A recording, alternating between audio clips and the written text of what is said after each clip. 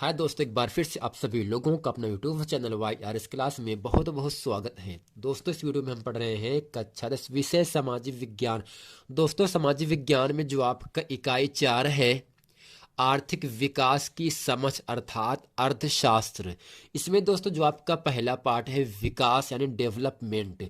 इसमें दोस्तों जितने भी याद रखने के योग कुछ महत्वपूर्ण बिंदु हैं और जो कुछ महत्वपूर्ण शब्दावली हैं, इस वीडियो में हम आज अच्छे तरीके से आप लोगों को बताएंगे।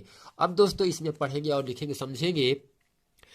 द्रव्य या उससे खरीदी जा सकने वाली भौतिक वस्तुएं एक कारक है जिस पर हमारा जीवन निर्भर करता है। अब दोस्तों प्रश्न ये बनता है, द्रव्य किसे कहते हैं?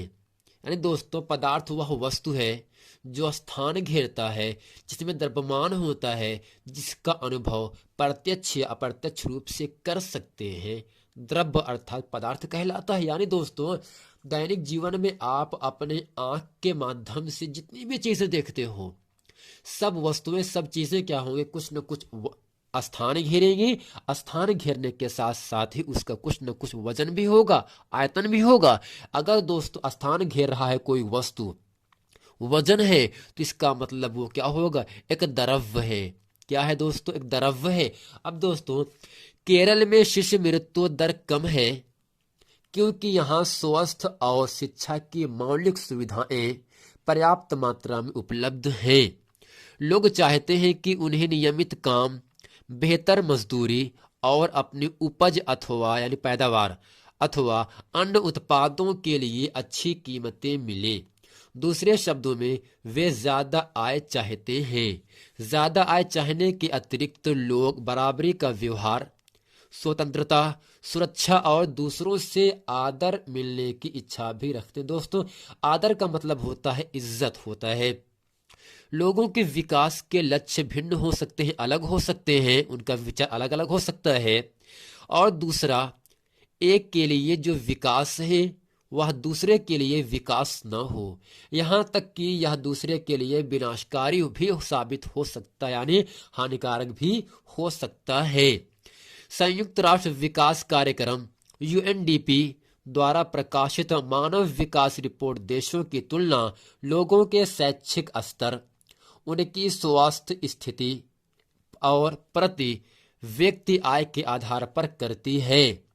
औसत आय देश की कुल आय में से जनसंख्या को भाग देकर निकाली जाती है। यानी दोस्तों देश की कुल आय में से जब जनसंख्या को हम भाग कर देते हैं तो जो मान आता है उसे कहते हैं औसत आय। औसत आय को प्रति व्यक्ति आय भी कहा जाता है। अब दोस्तों जो कुछ महत्वपूर्ण शब्दावली है इसको भी अच्छे तरीके से हम समझेंगे और पढ़ेंगे। दोस्तों इसमें लिखा क्या है? पहला दोस्तों यहाँ पहला है आर्थिक विकास क्या है। आर्थिक विकास क्या है तो इसमें लिखेगा और समझेंगे।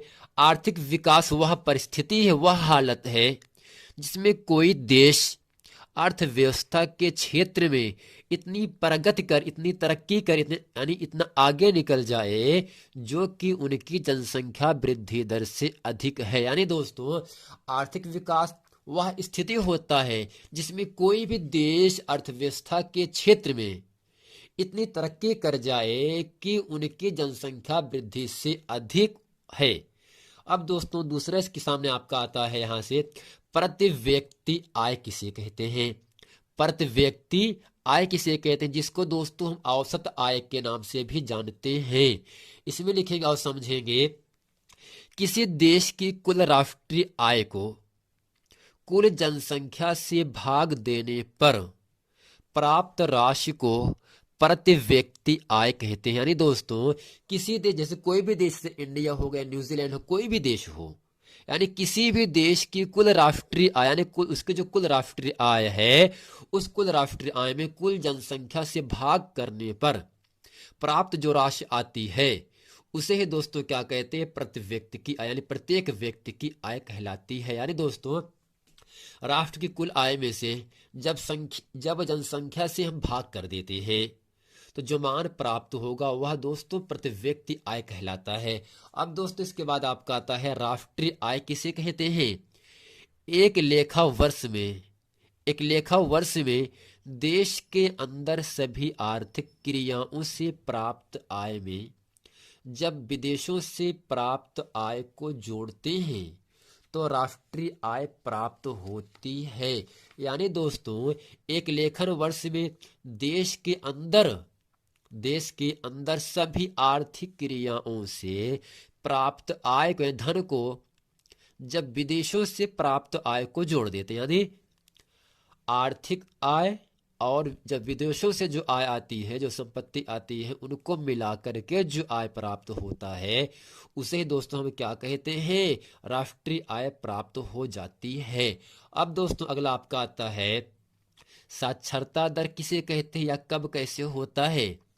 किसी देश में पढ़े लिखे लोगों की दर ही साक्षरता दर कहलाता है। दोस्तों साक्षरता का मतलब ही होता है पढ़े लिखे लोग। अब दोस्तों अगला है शिशु मृत्यु दर। प्रतिवर्ष का मतलब दोस्तों प्रत्येक साल, हर वर्ष, हर साल 1000 प्रति जीवन बच्चों में से 1 वर्ष की आयु से पहले मृत्यु को प्राप्त बच्चों का अनुपात शिशु मृत्यु दर कहलाता है। यानी दोस्तों प्रत्येक वर्ष 1000 जीवित बच्चों में से, यानी जो लोग जिंदा हैं, जो बच्चे जिंदा हैं, 1 वर्ष की आयु में से, 1 साल के अंदर से ही पहले मृत्यु को प्राप्त बच्चों का अनुपात शिशु मृत्यु दर कहलाता है।